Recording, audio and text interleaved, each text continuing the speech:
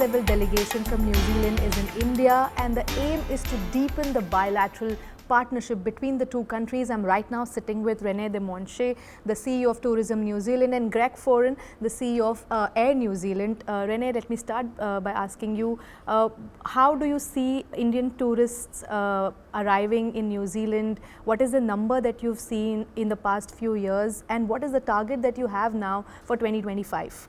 Well, what we've learnt this week is that there is limitless potential, I think, in India. We've seen Indian travel return to New Zealand. Actually, it's returned quite fast, but that's also been a lot of families reconnecting. So the visitor arrival is not quite back to 2019 levels yet. So this year, the last year, to the end of December, we were at 83,000, which is about 124% of 2019.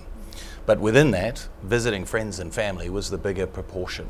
So holiday arrivals is actually about 85% of so about 22,000. So there's plenty of potential for growth in a country this large. There is potential. So what steps are you taking to tap that potential? Yeah, so we are here this week. We have signed a number of agreements. We are increasing our marketing in this market. We've just signed a series of agreements with 9 leading Indian travel trade partners here in India to promote our autumn and winter, which is our immediate travel period. And we're really looking to increase our marketing efforts in this country over the coming years. We've increased our marketing budget this year. We will increase our marketing budget again this year. Greg, tell me, what is your plan on deepening your partnership with any Indian airline? Not deepening, but maybe starting a new partnership with an Indian airline. What is on the cards? Yeah, lots of exciting things. And you know, who wouldn't want to come to New Zealand? I know it seems a fair way away, but not a lot further than, say, flying from here to London, just a couple more hours. And you get all these fantastic things, don't you, in a tight package. You know, you can go to the beach, you can go to mountains, you can see rivers, you can see rainforests. So we want to get people to come and visit New Zealand, and big opportunity, as Rene said. So what we are doing is getting in much closer with Air India. And of course, Air India are very closely linked with Singapore, and putting in place what we call an extended code share relationship. So an opportunity for people to have even better connections, more frequency from plenty of cities here in India.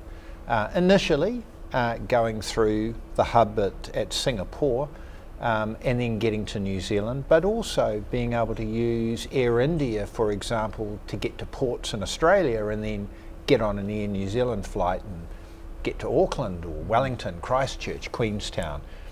So that's the immediate opportunity, and that's in place increasingly from April, so just a month away really.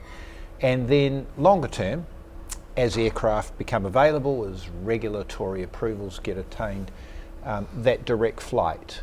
Once again, working with Air India and Singapore, our great partners, but we know that people would really value that, and over the next few years we'll work to get that in place. Okay, so how soon can we have a direct flight? Yeah, that's going to be a little bit dependent on, you know, how quickly Boeing can get their manufacturing, and I think most people are aware that the aviation ecosystem is still sort of getting up to speed, really, even though COVID was 5 years ago. So we think that's probably going to be 2 to 3 years away, because we've got to get these planes, they've got to be the right planes, and when you start these things you want to be able to really make them work. So that's something that Air India and Singapore and ourselves are working diligently on. When you say that you're taking more steps now to attract Indian tourists, will that also include having visa on arrival? Well, that's certainly one that we've talked a lot about today. That's outside of my control, but certainly it's one of the things. How do we reduce the friction of travel? So we've talked a bit about connectivity and some of the great connectivity that's there now. A future direct flight will help in that. The other is visa, is making sure that processing time is as fast as possible, that people have that. We work in a competitive world, so we know that for Indian travellers, being able to make that booking and being sure that they'll get that visa is crucially important. So I know that's a real focus also from Immigration New Zealand, to get that process. Whether that'll be visa visa on arrival, I'm not sure, but certainly they're very focused on how do we get that processing time as quickly as possible and as guaranteed as possible. Yeah, and many Indian travelers also look for affordable travel packages. Is that something on your mind? Well, certainly what we want to show is real value. You know, a trip to New Zealand, it isn't the closest place in the world. People come, and actually Indian travelers come for a long time. Average length of stay is 17 days. You know, and as Greg said, they get to enjoy the beaches, the forests, the mountains. We know there's a great love for wildlife, for our culture.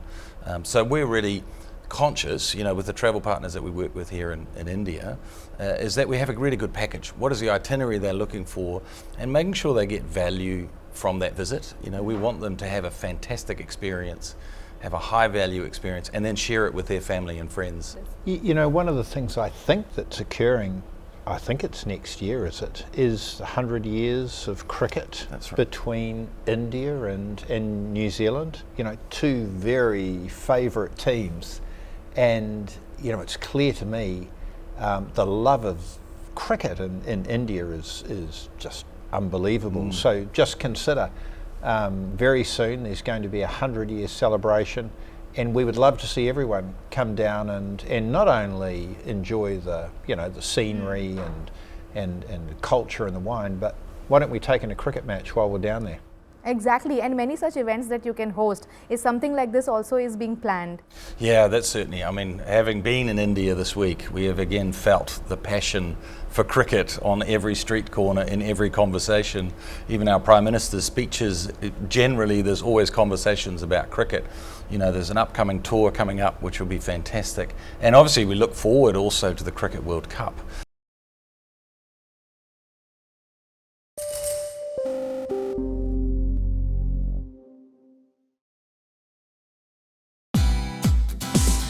Hey, thank you for watching this on CNBC TV18. Hope you liked it.